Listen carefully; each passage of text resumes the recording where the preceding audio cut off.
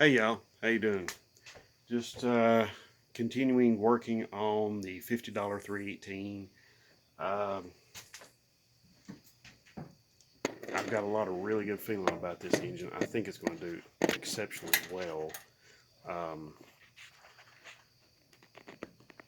the big deal is, um,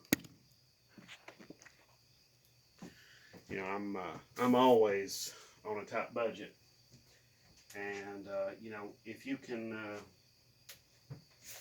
I feel like if you can find a way to do some of the stuff you want to do and you don't have to pay a fortune to get it done, then that's even better. You know what I'm saying? I mean, sure, some people will say, well, you get what you pay for, and good work is cheap work is not good, and good work is not cheap, and yada yada yada, and that kind of thing. And I will agree with them. Sometimes you do get what you pay for, but sometimes you do run across a good deal every once in a while, and I think I've ran across at least a decent, pretty good deal here. So I'm going to carry on with this and try to get this thing. I'm going to start getting some things off of this, pull some things off the 360, and for two reasons. One is because the 360 is getting rebuilt here at home, and two is because I want to put some of this stuff onto that to get that engine running there on the stand, and see how it's going to do. So that's what we're going to do. Now, that's what I'm going to do. So, my previous video, I done on the $50 318, I done a compression test, and I got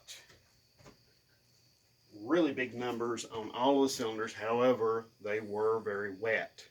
Um, I think I may have put some oil down in the cylinders. There might have been some oil already in the cylinders. Either way, the only one that didn't do very well was number 8, and it made 150 psi, which is actually not bad. But I went ahead and I put some Marvel Mystery Oil in it and let it sit for about 24 hours or so, and then tested it again. Got the Marvel Mystery Oil out before I tested it, and tested it again, and it was at 230 psi. So big improvement. However, I'm not going to rest on my laurels. I'm going to, I went ahead also and I cleaned up the top here. There was a lot of trash and dirt and leaves and junk and everything just sitting here all over the top of the engine. And I went ahead and got my vacuum out, my shop vac out, and I vacuumed off the entire top of it. Found 2 or 3 more valve cover bolts. And so, as you can imagine, oh, and I also put on an oil filter. So the next things that needs to be done is I need to go ahead and change out this distributor, get some manifolds on this thing, one valve cover over there on the right side, passenger side. Get one of my BBD carburetors, Carter BBD, and clean it up and get it working operational enough to put on here and to get it working. I would use this Holley on there, but the problem is this Holley has a much bigger, larger pattern. It has a larger bolt pattern. It's still 4 bolts, but it's just a larger pattern than this. Okay, this is like it's teeny little small little thing. That Holley there is a lot more like the 500 CFM 2-barrel Holley. That's basically looks like half of a Holley 4-barrel. It's basically that same pattern. It's also the same pattern as like the Motorcraft carbureted, the Motorcraft 2-barrel. I think it's a 2300. Yeah. So there you go. So, yeah, I'm going to swap out distributor cap, distributor cap, and the rotor button and everything like that. This 360 has a really good working points distributor, and I'm going to swap all this stuff over to it and so I can get that 318 fired up and running, and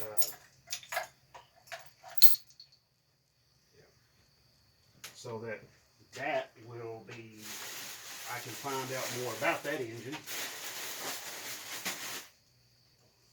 and figure out a lot more about it and get a lot, basically assess what's going on with that engine, because it's important to know exactly what's going on with this engine. Now, I did go ahead and find out that the timing chain on that 318 it does have a fair amount of slop in the chain. Now that's not necessarily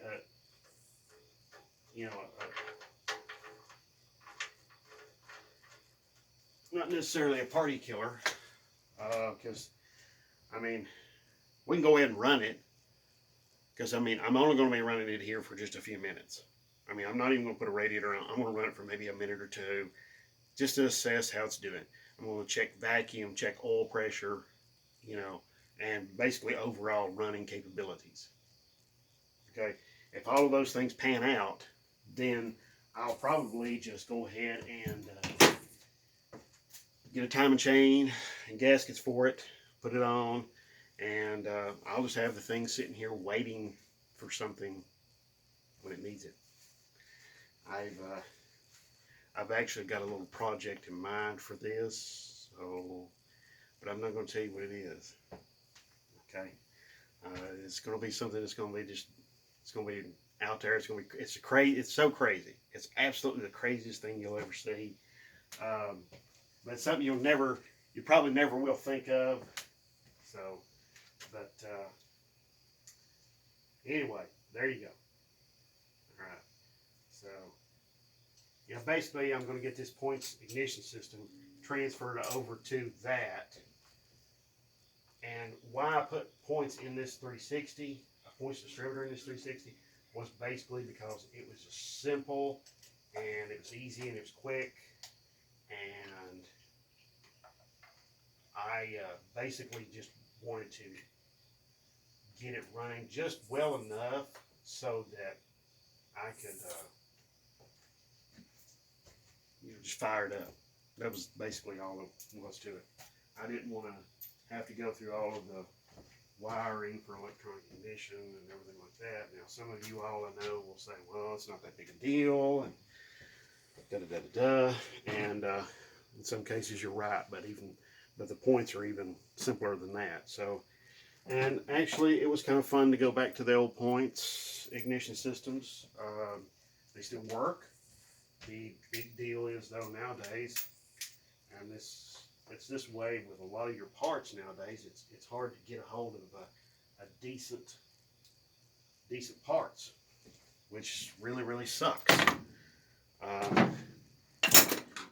It really stinks when you're trying to work on something, and everything you grab a hold of, every part you go and buy at a store somewhere, a parts store somewhere, is just garbage. And it's not just that way at the stores. Sometimes it's just as bad, when you order stuff online. So,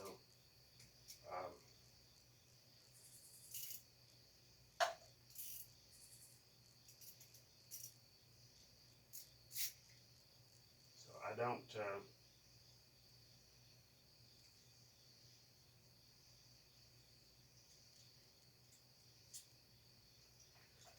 So that's what I'm talking about. I'm just kind of rambling a little bit while I'm doing this.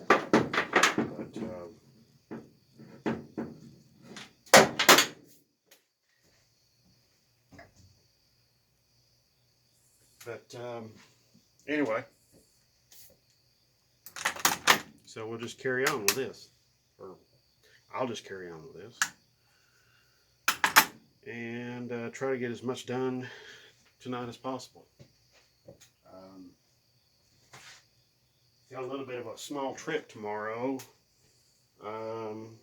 It's not really all that far or anything like that. Got to go to a neighboring town and participate in an Alzheimer's walk. So, you know, my grandmother, she's been gone for 2 or 3 years now, and she had senile dementia. And while it's not Alzheimer's, I think they're somewhat, I'm not sure all the details, but I think they are somewhat related to one another. Both diseases are, or conditions. So, I'm not entirely up on all of that disease lingo, but I will go ahead and tell you that my grandmother was very important to me, and continues to be very important to me even today. And I'm 49. Yeah, so you know, when you're so that's just how important the big role you can play in somebody's life, you know. This is something to think about. That's half inch. Is that half? I thought it'd be 7/16. It's not. It's half inch. Okay.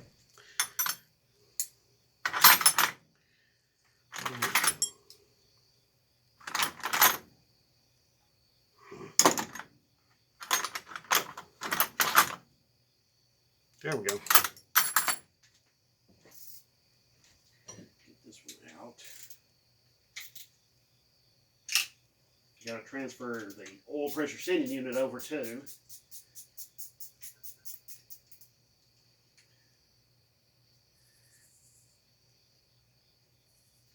Before I go much further with transferring, pulling out this distributor, I'm going to go ahead and get the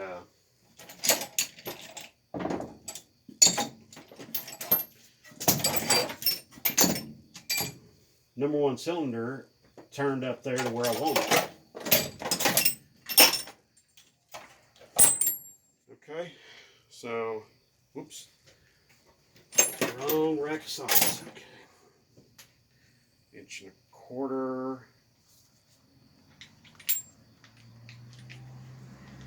Good God. All right. Okay.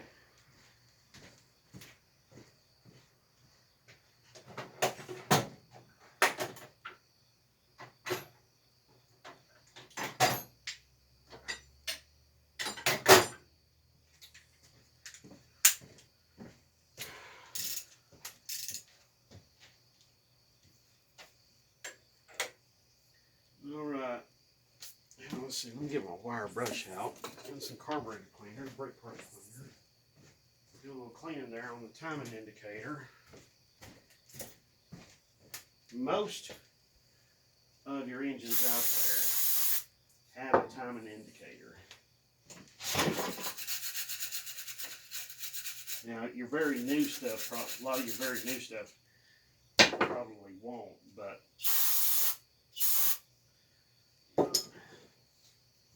so it's to get all of this correct, it's not all that hard. Let me get the camera down here where you can see better. It's just basically you've got some marks right here on the timing cover, and you just want to crank over the harmonic balancer to where you can get everything squared away. Okay, we're getting kind of close to the top, and it's still going up. I don't know if you can see the screwdriver or not. My left hand is on. Okay. All right, we are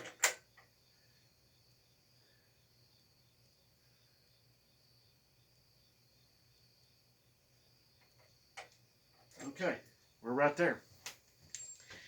Now, some people will tell you, I can look right here in the spark plug hole and I can see the top of the piston. Now, some people will tell you that it's important to, that the rotor button has got to point at #1 cylinder. Well, yes and no. Let me explain. The real thing is, let me get this off of here. I'll tell you what, let me show you with like another distributor cap. Okay, because I think that will be better to show you what I'm talking about. Okay, now on this distributor cap, we've got one actually marked on 2 different places, so this distributor cap fits, you know, a couple of different applications. But what we're going to do is we're going to just put this distributor cap down on this distributor, and okay, let's see. Yes. Okay. All right, so now here's one and here's one. Now that's kind of confusing, I know, but as you can see, there's #1 cylinder right here, and it's pointing right at that tower. So it's #1 cylinder tower on your distributor cap. Okay, not the actual #1 cylinder, but the #1 cylinder tower. Okay, so that's the important part. Now, just for reference, and just to make life easy for me, I'm not going to use this distributor cap. I'm just going to use the distributor cap that's on the 360 because it's a good distributor cap. It works fine. I don't have any issues with it. Blah, blah, blah. That's fine. That's good. But I am going to mark the distributor that's coming out. Okay? I'll probably mark the place where the rotor button is pointing to, so I can, and as I see it right here, it's pointing right there. It's pointing right at my distributor rotation arrows right there on the intake. So what I'm going to do, just the marker will mark, is I'm going to just mark. I'm going to lay it right here on the rotor button, and I'm going to, yeah, there we go. Okay. Not bad. Now, good and bad about Mopar distributors. Good thing is they have a tang drive on the end, which is just basically, it's just a straight drive. And it's centered right in the middle. So that's kind of nice as far as installation is concerned. But the bad part is that it's not so great when you're trying to put, let's see, can I get you? No, I don't like that. I guess I have to put you back over here on the truck bed. I know it's not ideal, but that's just the way it is. Sorry. You know. Okay. All right. It's kind of a compromise, but my apologies. Until I get a better camera stand, this we'll just have to do, I'm afraid.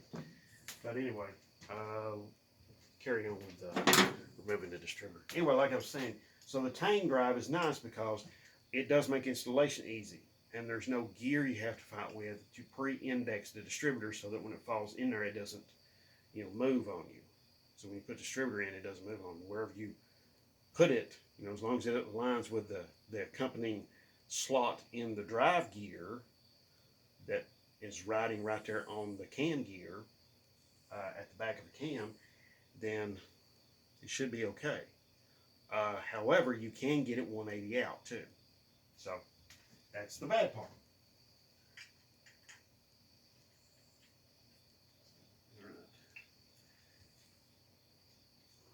Let's see, can I get this sucker?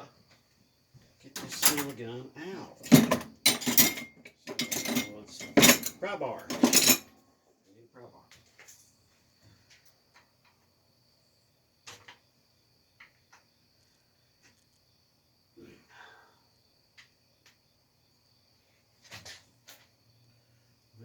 Son of a gun. Okay. Ah, there we go. All right, see what I was talking about? The Tang drive. It's just basically, it's just like a screwdriver slot. You see? Yeah. It's just a straight slot, and it's centered right in the middle of the shaft. So, yes, you can get it in backwards, and it won't fire or do anything. It might just pop or backfire through the carburetor or out the exhaust or some kind of crazy stuff like that. So, yeah. Now this, for those of you who don't know, this is a, as you can see, there's no vacuum advance on this. So this is just it's an electronic ignition, but this is for the lean burn type setups. So this basically actually has a blank off plate where the vacuum advance would normally go. But, there you go. I mean, probably somebody could rebuild one of these to have a vacuum advance and the vacuum advance plate underneath there, the advance plate and all the mechanism and everything like that. But, you know, probably good to keep it for parts and stuff like that. I mean, honestly, there you go. But, I'll just put this over here right now, and then I will do something with that later. So I got the distributor out. I'm going to clean some of the crap off around that hole where the distributor goes in at, and try not to let everything fall down in the intake or down inside the engine.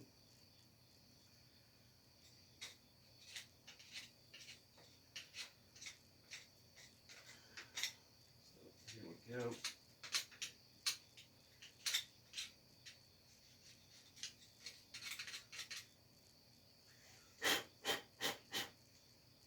All right, there we go. Alrighty. That is turning out pretty good. That's turning out pretty decent. Okay, now I just got to get the accompanying distributor in the 360. I got to get this out. So, half inch, here we go. So, all right.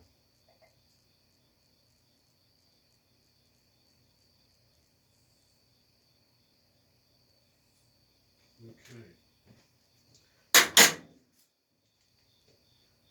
I'm just going to sit that right there because we already got a hole down and a bolt on the 318 sitting there waiting.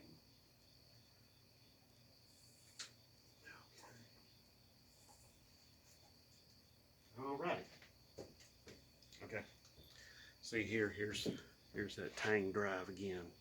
The gear, the drive gear that's resting down in the block has the female end of this. So let me show you. Let me get a light first so you can see what I'm talking about.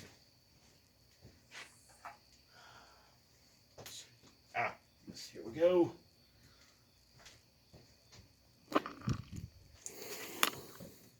See the slot down there in the gear, the drive gear? That's what I'm talking about. Now, when you put that gear in, now you do have to be very careful with that and be aware of the advance. You have to basically sequence it, because what can happen is when you go to put that thing down in there, it'll once it comes in contact with the cam gear, it'll want to move and advance on you. So you have to basically back it up and put it into where that slot, you get that slot where you want it at. So something to think about whenever you're, putting these things together. Okay, just a little bit of tidbit of information we'll pass along there, I am not an expert by no stretch of the imagination, but I am always willing to get out here and try and get my hands dirty and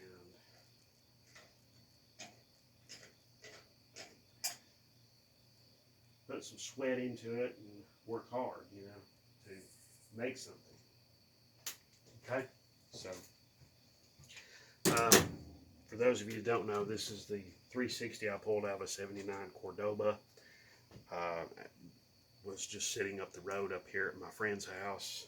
I'd known about it for the past 10 years. What I didn't know is that it had been sitting there for the 10 years before that. So, but he came to me one day, 3-4 months ago, and said, "Hey, you want to buy that 360?" And I said, "Yeah, sure. That sounds great." He said, "All right." We came up with a good price, and that was that. And he even helped me get it out of the car a little bit. Helped me just a little bit with getting it out of the car, and helped me get it down here to my house. So, not too shabby.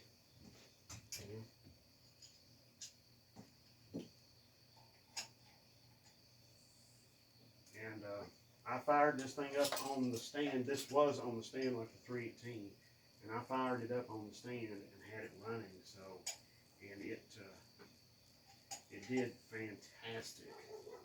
I was really impressed with it.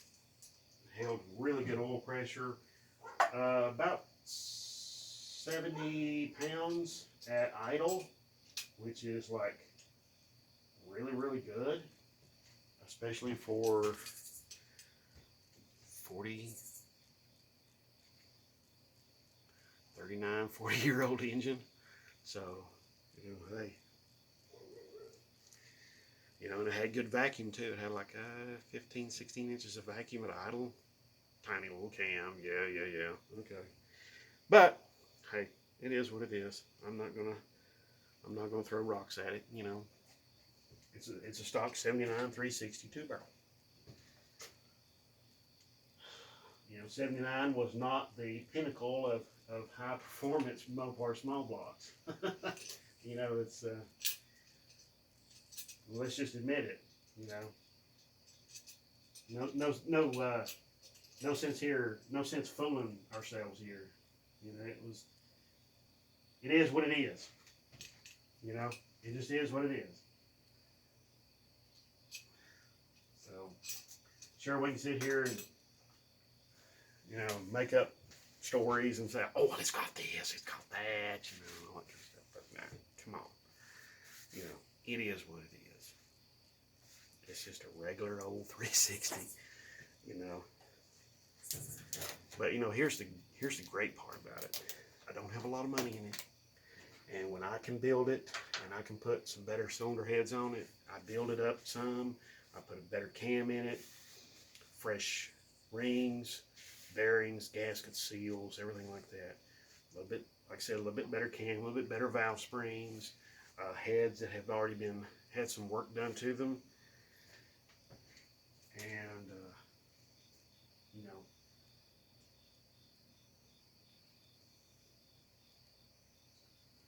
and all that. Then I think that's not too bad. I think it ain't too shabby, and I think it'd be even sweeter when you think about that engine made 180, 200 horse at the flywheel, or that's the way they were rating them in 79. And then you go and you take all that into account, and then you go and you put it in your truck or your car or whatever, and then you find out, you're making like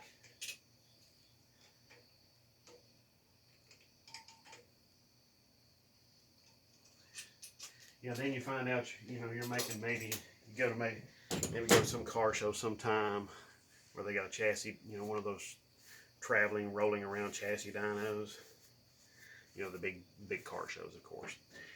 Or maybe you go to a chassis dyno because you just want to see what it's going to do. Find out, hey, it's making 200 horses at the rear wheels, or 250 or 300 or whatever. I think that's a pretty sweet deal.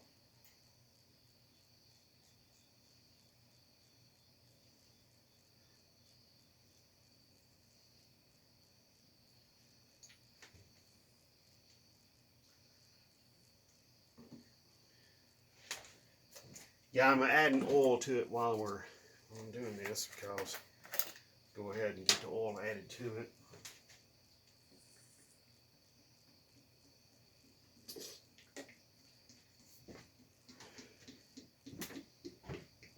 Oh, excuse me. Pardon me.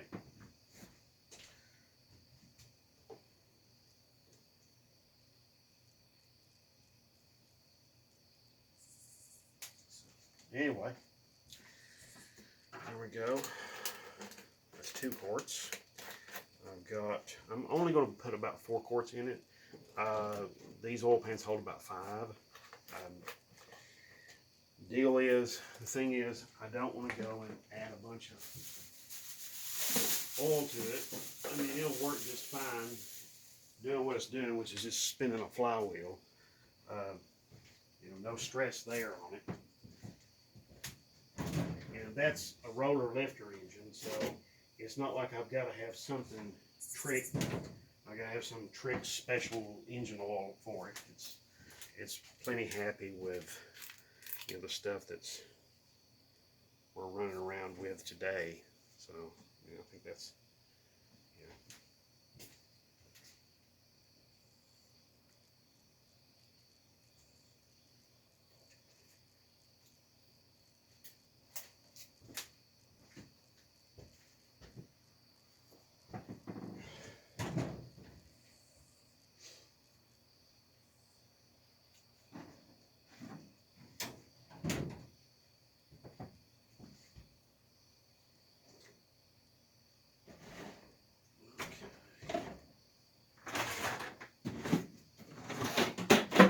I'm going to add this little bit. What's in here?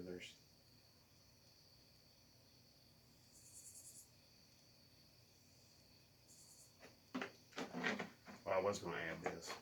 I'm not real crazy about this oil. So, I mean, even for this engine, I'm not. I mean, there's a bunch of like deposits down here in the bottom of the barrel, bottom of the jug, and I'm not so crazy about it. So I think I'll just save this for like the oil bottle, the oil squirt cans. Yeah, that's what I'm going to do. I'm just going to go ahead and go somewhere and buy some oil tomorrow. So it's no big deal. Yeah. So, okay. Well, I got those 2 quarts in there. That'll work just fine. I'll get probably 2 more tomorrow. Oh, I was going to add a little Marvel Mystery Oil to this thing. Because I don't know the history on this engine at all, really. So